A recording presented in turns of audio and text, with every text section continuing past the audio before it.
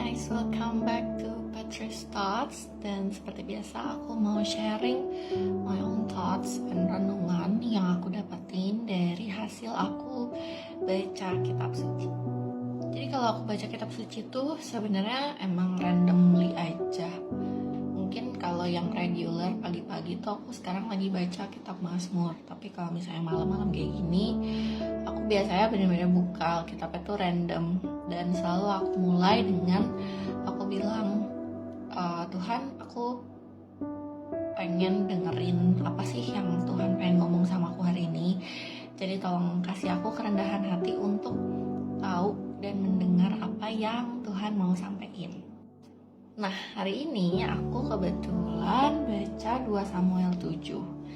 Dan di situ ada satu ayat yang menurut aku menarik banget. Bunyinya kayak gini. Ini 2 Samuel 7 ayat 9. Dia bilang, "Aku telah menyertai engkau di segala tempat yang kau jalani dan telah melenyapkan segala musuhmu dari depanmu. Aku membuat besar namamu seperti nama orang-orang besar yang ada di bumi." Ini aku langsung reflect ke kejadian yang mungkin baru-baru aku alamin di kantorku sendiri.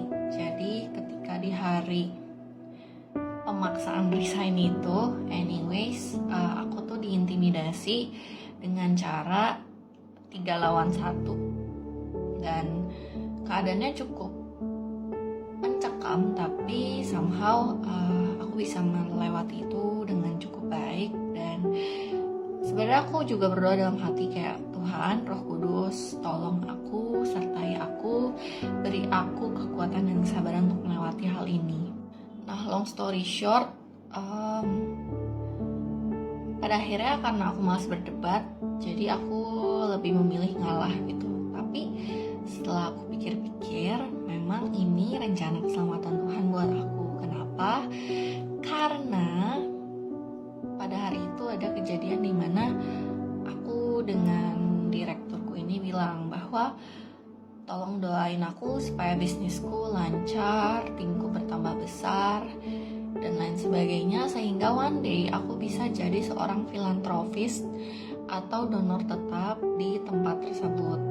Lalu direkturku dengan mungkin rasa respectnya bilang, oh ya sure, kita selalu saling mendoakan dan ya mungkin kita berjodoh, tapi caranya bukan dengan kamu jadi karyawan di sini and so on lah.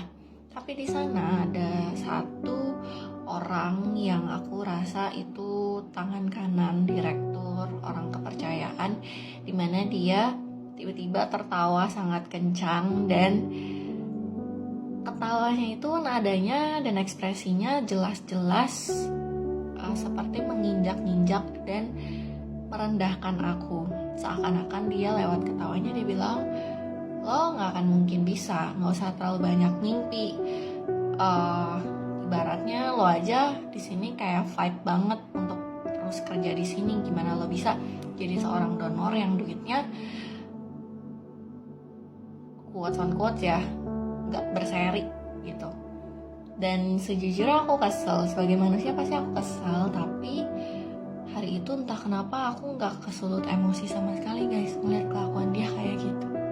Nah, lewat bacaan hari ini aku juga jadi mikir lagi kayak, iya ya, Tuhan tuh emang mungkin melenyapkan aku dari segala musuh. Dan dalam cerita ini adalah dari lingkungan yang tidak baik, dari orang-orang yang mungkin tidak baik, yang mungkin kalau aku kelamaan di sana aku bisa terpengaruh dan bisa menjadi iblis juga mungkin ya. Karena menurutku kelakuannya itu sangat keterlaluan sih. Ibaratnya hal-hal kecil yang tidak harus jadi permasalahan itu semuanya diadukan. Anyways, si orang ini tuh aku bisa bilang dia kayak CCTV kantor yang dia benar-benar melihat dan mengadukan segala hal, segala kejadian, segala perlakuan atau apapun yang terjadi di kantor. Well, menurut aku ada plus minusnya ya. Mungkin itu salah satu job desk-nya juga. Cuman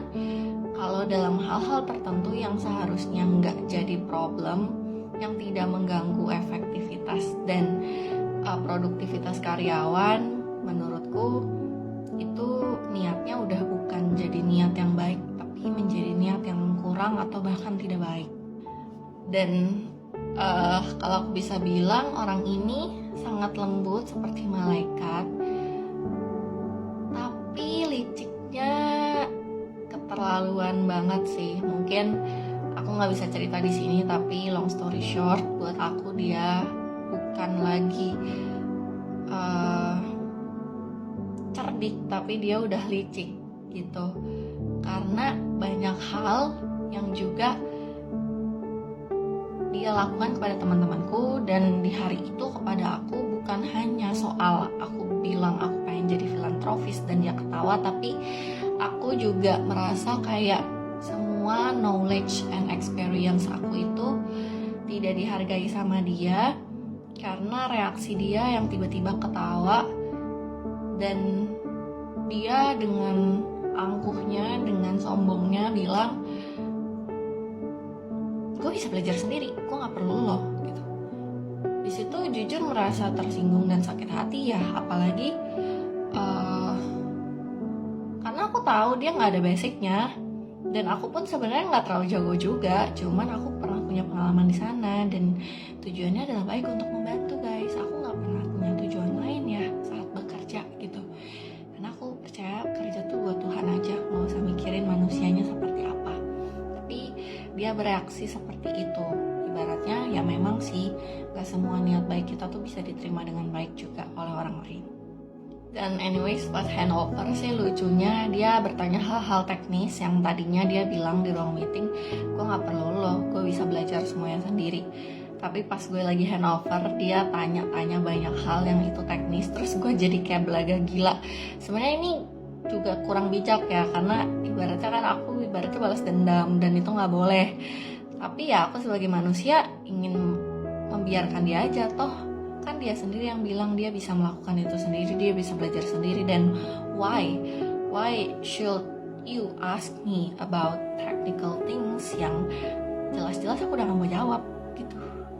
Jadi please, no matter tempat kerja teman kerja kamu itu lebih muda atau lebih intinya lebih junior daripada kamu, aku yakin semua orang itu punya strength dan knowledge masing-masing yang harus kamu hargai, karena itu menurutku salah satu aset perusahaan juga.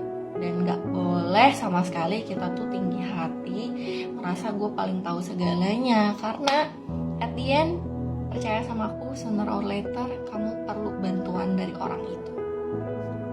Oke, jadi itu sedikit curhatan aku. Mungkin semoga kalian bisa nangkep poinnya, walaupun pada ujung-ujungnya aku kebanyakan curhat tentang apa yang aku alami. Tapi intinya dari 2 Samuel 7 ayat 9 ini aku menyadari sesuatu, bahwa ya Tuhan itu selalu menyertai aku di dalam setiap dan fase kehidupan aku, dan bahkan dia melenyapkan segala musuh aku yang aku nggak tahu, aku nggak sadar, aku nggak lihat pada awalnya gitu. Ya again balik lagi, kalau misalnya aku tetap di tempat itu, bisa aja aku terpengaruh karena dia adalah salah satu orang yang selalu aku lihat tiap hari. Dan pasti aku gak mau dong jadi orang yang sama seperti itu, yang mudah-mudahan tidak, dan semoga dijauhkan dari orang-orang seperti itu juga. Dan di sini untuk menutupnya aku punya doa. Ya Tuhan, terima kasih karena Engkau sudah selalu dan akan selalu menyertai aku dalam mengarungi kehidupan ini. Terima kasih sudah selalu senantiasa melindungi dan menghindariku dari segala mara bahaya yang mungkin tidak kusadari atau tidak bisa kurasakan ataupun kulihat, yang sangat-sangat dekat denganku. Terima kasih sudah selalu menghargai aku sebagai anakmu, sekalipun aku penuh celah dan dosa. Terima kasih sudah melihatku sebagai anakmu yang berharga dan spesial, sebagaimana aku melihat Engkau begitu luar biasa. Terima kasih Tuhan, amin. Segitu aja guys hari ini. Tetap semangat dan selamat beraktivitas. Bye.